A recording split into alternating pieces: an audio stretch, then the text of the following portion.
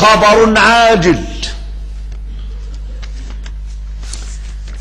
في هذه اللحظة التي نصلي فيها الآن صلاة الجمعة في الغرب الإسلامي، تردنا أنباء عن تجمع غير مسبوق للميليشيات الطائفية وفرق الموت في غرب وشرق بغداد، ونداءات أهل السنة تستغيث بالمسلمين.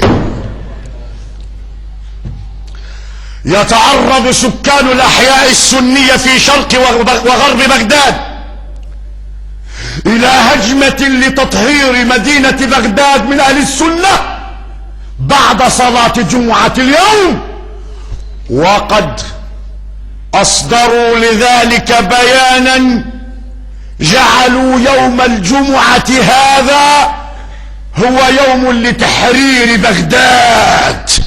جاءوا لتحريرها ليس من الأمريكان، لم يأتوا اليوم لتحرير بغداد من الأمريكان، ولكن لقتل أهل السنة.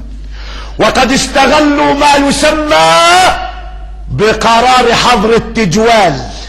معنى قرار حظر التجوال أي منع تجول المواطنين في بغداد، وهي فرصة سانحة للميليشيات التي تحمل السلاح التابعة لمقتدى الصدر وللثورة الإسلامية غدر، وأيضا لحزب الدعوة الشيعة الصفوية الحاقدة لتحرير بغداد من أهل السنة، لإقامة دويلتهم التابعة لإيران من بغداد والجنوب، وجعلوا هذا اليوم هو يوم تحرير بغداد.